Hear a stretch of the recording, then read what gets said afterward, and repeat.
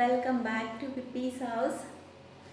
അപ്പോൾ ഇന്ന് ഞാനുണ്ടല്ലോ ദേ കണ്ടോ അപ്പടി കീറിയിരിക്കുക. കീറി പറഞ്ഞ കുറച്ച് ബുക്കുകൾ, 2-3 ബുക്കുകൾ ഞാൻ പരിചയപ്പെടുത്തി തരാൻ പോകുന്നത് കേട്ടോ.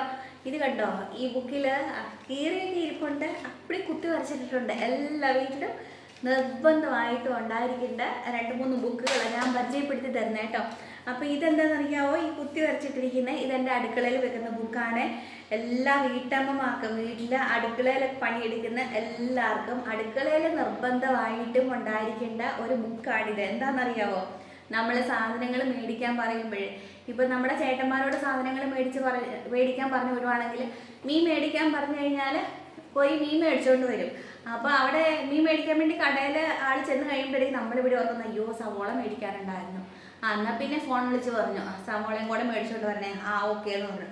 മീനും സവോളയും കൂടെ മേടിച്ച് വീട്ടിലെത്തി കഴിയുമ്പോഴേക്കും നമ്മൾ ഓർക്കുന്നു, അയ്യോ വെളുത്തുള്ളി മേടിക്കണമായിരുന്നു, മറന്നുപോയില്ലോ പറയാൻ. ചേട്ടനോട് പറയും, ചേട്ടൻ്റെ അടുത്ത് നിന്ന് വഴക്ക് കിട്ടും, നിനക്ക് നേരത്തെ പറഞ്ഞുകൂടായിരുന്നോ എന്ന് ചോദിക്കും അല്ലേ. എല്ലാവർക്കും സംഭവിക്കുന്നത് എങ്ങനെയേ.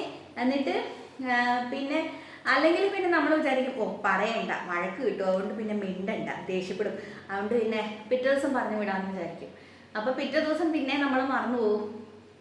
പിന്നെ ഉണ്ടല്ലോ, നമ്മൾ എന്തെങ്കിലും കറി വെക്കാൻ വേണ്ടിയിട്ട് എന്തെങ്കിലും ആവശ്യത്തിന് വേണ്ടിയിട്ട് എടുക്കുമ്പോഴായിരിക്കും, അയ്യോ വെളുത്തുള്ളി മേടിച്ചില്ലായിരുന്നല്ലോ, മറന്നു പോയല്ലോ, പിന്നെ എന്നാൽ പിന്നെ പിറ്റേ ദിവസം പറയാം, അങ്ങനെ നമ്മൾ മറന്നു പോകും. അപ്പോൾ എല്ലാവരും പറയുന്ന കാര്യമാണ്, ഇങ്ങനെ എന്തെങ്കിലുമൊക്കെ സാധനങ്ങൾ, ഇപ്പോൾ കുറച്ച് ഒരു 3-4 സാധനങ്ങളൊക്കെ മേടിക്കാനുണ്ടെങ്കിലും ഒരു 1-2 സാധനങ്ങൾ വിട്ടുപോകും പറയാനായിട്ട്, നമ്മൾ മറന്നു പോകുന്നത്. അത് സ്വാഭാവികം, എല്ലാ അമ്മമാർക്കും ഉള്ള ഈ പരിപാടി. അപ്പോൾ നമ്മൾ ഈ വീട്ടിലൊരു ബുക്ക് വെച്ചേക്കുവാണെങ്കിൽ, ഇതുപോലെ ഇങ്ങനെ ഒരു ബുക്ക് അങ്ങ് വെച്ചേക്കുവാണെങ്കിലുണ്ടല്ലോ, ഞാൻ എന്നാ ചെയ്യണമെന്ന് അറിയാമോ, ഞാൻ അടുക്കളയിൽ എൻ്റെ സ്റ്റോർ റൂമിലെ സ്ഥിരമായിട്ട് അവിടെ വെച്ചേക്കും. അവിടെയാണ് ഈ ബുക്കിൻ്റെ സ്ഥാനം. ബുക്കും ഉണ്ട്, ഒരു പേനയുണ്ട് കണ്ടോ. അപ്പം എന്നിട്ട് ഞാൻ എന്ത് സാധനം മേടിക്കണമെങ്കിലും ഉണ്ടല്ലോ, അടുക്കളയിൽ എന്നാ സാധനം, അടുക്കളയിലൊന്നും മാത്രമല്ല, നമ്മുടെ ഇപ്പോൾ പിള്ളേർക്കാണെങ്കിലും നമുക്കാണെങ്കിലും എന്തെങ്കിലും സാധനം മേടിക്കണമെന്ന് എപ്പോൾ ഓർത്തോ ആ നിമിഷം തന്നെ ഞാൻ ചെന്നിട്ട് ഈ ബുക്കിൽ എഴുതി വെക്കും. ബുക്ക് പേന തപ്പി കണ്ടുപിടിച്ച് നടക്കരുത് കേട്ടോ, ബുക്കും പേനയും കൂടെ അവിടെ അങ്ങ് വെച്ചേക്കുകയാണ്. അപ്പം ബുക്കിൽ എഴുതി വെക്കും. അന്നേരം പിന്നെ നമ്മൾ ഓർത്തിരിക്കുമല്ലോ, എന്ന് വെച്ച് കഴിഞ്ഞാൽ ബുക്കിലുള്ളത് കൊണ്ട് പിന്നെ നമുക്കൊരു ഇതില്ലല്ലോ, കുഴപ്പമില്ലല്ലോ. അപ്പം മേടിക്കാൻ പറയേണ്ടപ്പം ഈ ബുക്ക് നോക്കിയിട്ട് ഒന്നുകിൽ മെസ്സേജ് അയച്ചു കൊടുക്കും, അല്ലെങ്കിൽ പറഞ്ഞു വിടും. അല്ലെങ്കിൽ ഈ കീറിയിരിക്കുന്ന കഷ്ണങ്ങൾ കണ്ടോ, ഇതെല്ലാം ചെയ്തിട്ടുണ്ടെങ്കിൽ ഞാനിവിടെ ലിസ്റ്റ് എഴുതിയിട്ട് അത് കീറി കൊടുത്തു വിട്ടതാണ് സാധനം മേടിക്കാൻ വേണ്ടിയിട്ട്. എന്നിട്ട് സാധനം മേടിച്ചുകൊണ്ട് വന്ന് കഴിയുമ്പോഴുണ്ടല്ലോ ഇങ്ങനെ വെട്ടിയിടും, ഏതൊക്കെ സാധനങ്ങൾ മേടിച്ചുകൊണ്ട് വന്ന് ആ സാധനങ്ങൾ മേടിച്ചതാണ് എന്ന് അറിയാൻ വേണ്ടിയിട്ട്. ഇത് കണ്ടോ മൊത്തം അങ്ങനെ ഞാനങ്ങ് വെട്ടി അങ്ങ് ഇട്ടേക്കും. നീ ഇപ്പം ആ കൂട്ടത്തിൽ എന്തെങ്കിലും സാധനം മേടിച്ചില്ലെങ്കിൽ ആ സാധനം പിന്നെ അടുത്തായിട്ട് ഒന്ന് എഴുതി വെക്കും.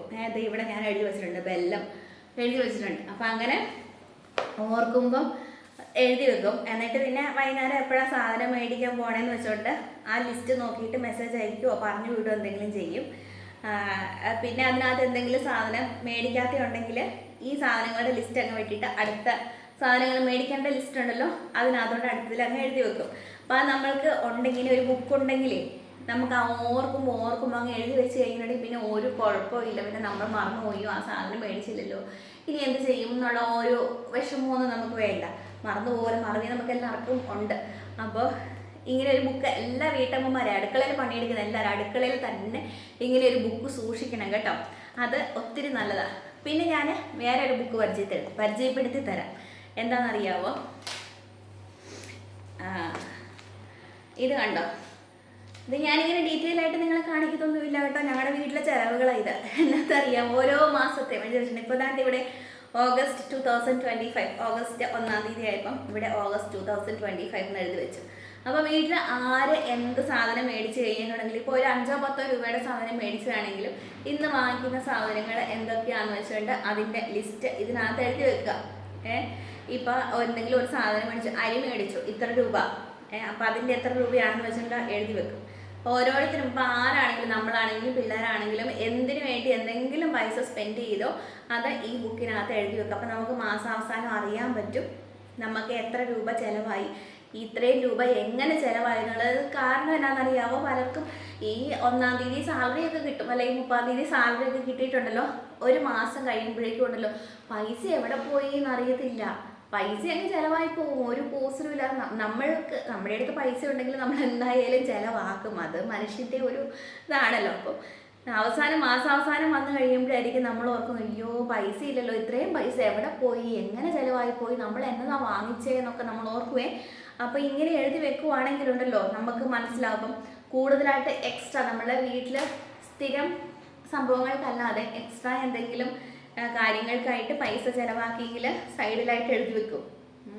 അപ്പം അങ്ങനെ എന്തിനൊക്കെ വേണ്ടിയിട്ട് പൈസ സ്പെൻഡ് ചെയ്യുന്നു. അപ്പോൾ ഒരു 5 രൂപയോ 10 രൂപയോ ആണെങ്കിൽ പോലും ഇതിൽ എഴുതി വെക്കും. 10 രൂപ കൂടി കഴിയുമ്പോൾ 100 രൂപയാകില്ല. ആ 100 രൂപ എവിടെ പോയി എന്ന് നമുക്ക് അറിയണ്ടേ. അപ്പം പിന്നെ നമുക്ക് മാസാവസാനം ഇതൊന്ന് കൂട്ടി നോക്കി കഴിയുമ്പോഴുണ്ടല്ലോ നമുക്ക് മനസ്സിലാകും നമുക്ക് ഏകദേശം ഒരു മാസം എത്ര രൂപയുടെ ചിലവുണ്ട്, എവിടെയാണ് നമ്മൾ പൈസ കൂടുതൽ സ്പെൻഡ് ചെയ്യുന്നത്. നമുക്ക് ഏതെങ്കിലും രീതിയിൽ നമുക്ക് ബുദ്ധിമുട്ടുണ്ടെങ്കിൽ നമുക്ക് ഏതെങ്കിലും രീതിയിൽ നമ്മുടെ ചിലവ് കുറയ്ക്കാൻ പറ്റുമോ, അതൊക്കെ നമുക്ക് മനസ്സിലാവും. അപ്പം ഇങ്ങനെ ഒരു ബുക്കും എല്ലാ വീടുകളിലും ഉള്ളത് വളരെ വളരെ അത്യാവശ്യമാണ് കേട്ടോ. പിന്നെ ഞാനിതാണ്ട് വേറെ ഒരു ബുക്ക് ഇപ്പം എടുത്ത് വെച്ചിട്ടുണ്ട്. എന്തിനാണെന്നറിയോ, ഇതൊക്കെ ഞാൻ ഈ പഴയ ഡയറികളൊക്കെ എടുത്ത് വെക്കുന്നത്. അതിന് വേണ്ടിയിട്ട് പുതിയ ബുക്ക് വാങ്ങിക്കേണ്ട ആവശ്യമൊന്നുമില്ല. പഴയ നോട്ട്ബുക്കോ എന്തെങ്കിലുമൊക്കെ മതി. ഇതെന്തിനാണ് എടുത്ത് വെച്ചിരിക്കുന്നതെന്ന് അറിയാമോ? എൻ്റെ മോളെ ഞാൻ ഡാൻസിന് ചേർത്തിട്ടുണ്ട്, പാട്ടിന് ചേർത്തിട്ടുണ്ട്. വലിയ ഡാൻസുകാരും പാട്ടുകാരിയൊന്നും അല്ല കേട്ടോ, ചുമ്മാ ഇവിടെ തൊട്ടടുത്ത് തന്നെ പഠിപ്പിക്കുന്നുണ്ട്. ഞായറാഴ്ച ശനിയാഴ്ച മാത്രം, അവധി ദിവസങ്ങളിൽ മാത്രമേ ഉള്ളൂ 1 മണിക്കൂർ നേരത്തേനോ. അപ്പോൾ എന്നാൽ പിന്നെ പറ്റുന്ന സമയത്ത് അങ്ങ് പോയി വന്നോട്ടെ, അത്യാവശ്യം ഇച്ചിരിയൊക്കെ അറിഞ്ഞിരിക്കുന്നത് നല്ലതാണല്ലോ എന്ന് വിചാരിച്ച് അങ്ങനെ ചേർത്തിരിക്കുന്നത്. അപ്പം അതുപോലെ ഓൺലൈൻ ക്ലാസ് കൂടുന്നുണ്ട് അബാക്കസിൻ്റെ. മാത്സ് ഭയങ്കര ബുദ്ധിമുട്ടാണ്. അപ്പോൾ അബാക്കസ് കൂടി കഴിഞ്ഞപ്പം കുറേ എളുപ്പമായി. അപ്പം അങ്ങനെ ഇപ്പം ഇങ്ങനെയുള്ള ഫീസുകളൊക്കെ ഉണ്ട്. അതുപോലെ സ്കൂളിലെ ഫീസ്, ബസ്സിൻ്റെ ഫീസ്, അങ്ങനെയുള്ള ഫീസുകളൊക്കെ ഉണ്ടല്ലോ. അപ്പം നമുക്കൊരു കൺഫ്യൂഷൻ. ഇപ്പം ഈ കഴിഞ്ഞ ദിവസം കൂടി അതെ ടീച്ചേഴ്സ് ഇങ്ങനെ ഗ്രൂപ്പിൽ മെസ്സേജ് ഉണ്ട്, ഇന്ന ഡാൻസിൻ്റെ പൈസ കഴിഞ്ഞ മാസത്തെ പൈസ തരാത്തവരൊക്കെ തരിക. അപ്പം നമുക്കൊരു കൺഫ്യൂഷനാണ്, നമ്മൾ ഏതൊക്കെ മാസത്തെ കൊടുത്തേ, കഴിഞ്ഞ മാസത്തെ കൊടുത്തില്ലായിരുന്നോ, കൊടുത്തോ എന്നൊക്കെ നമുക്കൊരു കൺഫ്യൂഷനാണ്. പിന്നെ ഗൂഗിൾ പേ ആണെന്നുണ്ടെങ്കിൽ അതിൽ പോയി തപ്പണം. അല്ലെങ്കിൽ ഇനിയിപ്പോൾ ടീച്ചർ കാർഡ് കൊടുത്തു വിട്ടിട്ടുണ്ട്, ഇവർക്ക് പൈസ ആയിട്ടാണ് കൊടുത്തു വിടുന്നുണ്ടെങ്കിൽ ആ കാർഡിൽ തപ്പി നോക്കണം. ഏതൊക്കെ മാസത്തെ, ഇനിയിപ്പോൾ ഏതെങ്കിലും മാസത്തെ എഴുതാൻ വിട്ടുപോയോ, അതൊക്കെ നമുക്കൊരു സംശയമല്ലേ. അപ്പം നമ്മളിങ്ങനെ ഒരു ബുക്കിനകത്ത് എഴുതി വെച്ചേക്കുവാണെന്നുണ്ടെങ്കിൽ ഇപ്പം എന്ത് കാര്യമാണെങ്കിലും, ഇപ്പം നമ്മളുടെ പിള്ളേർക്ക് സ്കൂളിലെ ഫീസ് കൊടുക്കാനായിരിക്കണം, ബസ്സിൻ്റെ ഫീസ് കൊടുക്കാനായിരിക്കണം, അല്ലെങ്കിൽ വേറെ എന്തെങ്കിലും കോഴ്സുകൾ, ഇതുമാതിരി ഡാൻസ് പാട്ട് അതുമാതിരി എന്തെങ്കിലും കാര്യങ്ങൾക്ക് നമ്മൾ വിടുന്നുണ്ടോ, അപ്പോൾ അതിൻ്റെ മാസം ഫീസ് കൊടുക്കണം. ഇനിയിപ്പോൾ അതല്ലാതെ നമുക്ക് വേറെ എന്തെങ്കിലും ആർക്കെങ്കിലും ഇപ്പോൾ മാസം പൈസ കൊടുക്കുന്നവരൊക്കെ ഉണ്ടാവും. അപ്പം അങ്ങനെ പൈസ കൊടുത്തവരുണ്ടോ, അങ്ങനെ കൊടുക്കാനുണ്ടോ, അല്ലെങ്കിൽ EMI അടയ്ക്കാനാ, ലോൺ അടയ്ക്കാനാ, അങ്ങനെ എന്തെങ്കിലുമൊക്കെ ഉണ്ടോ. നമുക്കൊരു കൺഫ്യൂഷൻ ആയിരിക്കും, അയ്യോ ഈ മാസത്തെ പൈസ കൊടുക്കണോ, എപ്പോൾ കൊടുക്കണം, എത്ര രൂപ കൊടുക്കണം, ഇതൊക്കെ നമുക്കൊരു കൺഫ്യൂഷൻ ആയിരിക്കും. അപ്പോൾ നമ്മളിങ്ങനെ ഒരു ബുക്കിൽ എഴുതി വെച്ചേക്കുവാണെങ്കിൽ, ഇപ്പോൾ ഒരു മാസത്തെ, ഇപ്പോൾ August 2025, അപ്പോൾ ആ മാസത്തെ എഴുതുക, ഏതൊക്കെയാണ് ഈ മാസം നമുക്കിങ്ങനെ മാസം കൊടുക്കേണ്ട കാര്യങ്ങളെന്ന് വെച്ചിട്ടുണ്ടെങ്കിൽ അത് എഴുതി വെക്കുക. അതിൻ്റെ ഫീസ് എത്രയാണെന്ന് എഴുതി വെക്കുക. കൊടുത്തിട്ടുണ്ടെങ്കിൽ ടിക്ക് ചെയ്യാം. അപ്പം അങ്ങനെയാണെന്നുണ്ടെങ്കിൽ നമുക്ക് ആ ഒരു കൺഫ്യൂഷനും വിട്ടുപോകും. ആ ഒരു കൺഫ്യൂഷൻ്റെ ഒരു ഇതില്ല.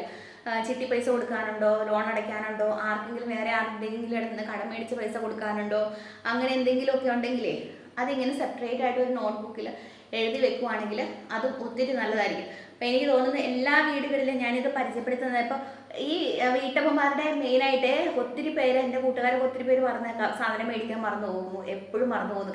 അതുപോലെ അപ്പം അങ്ങനെ വീട്ടമ്മമാർക്ക് അടുക്കളയിൽ ഒരു ബുക്ക്, പിന്നെ താണ്ട് വീട്ടിലെ മൊത്തം ചിലവുകൾക്ക് വേണ്ടിയിട്ട് ഒരു ബുക്ക്, പിന്നെ മാസം അടയ്ക്കാനുള്ള ഫീസുകളോ അങ്ങനെ എന്തെങ്കിലും പൈസകൾ, അപ്പം അതിൻ്റെയൊക്കെ ഒരു ബുക്ക്. അങ്ങനെ ഈ 3 ബുക്കുകൾ എല്ലാ വീടുകളിലും നിർബന്ധമായിട്ട് ഉണ്ടായിരിക്കണം എന്നാണ് എൻ്റെ ഒരഭിപ്രായം. ഇത് പലർക്കും ഉപകാരപ്പെടുമെന്ന് എനിക്ക് തോന്നുന്നു. അപ്പം താങ്ക്സ് ഫോർ വാച്ചിങ്. ഇത്രയേ ഉള്ളൂ ഇന്നത്തെ വീഡിയോ.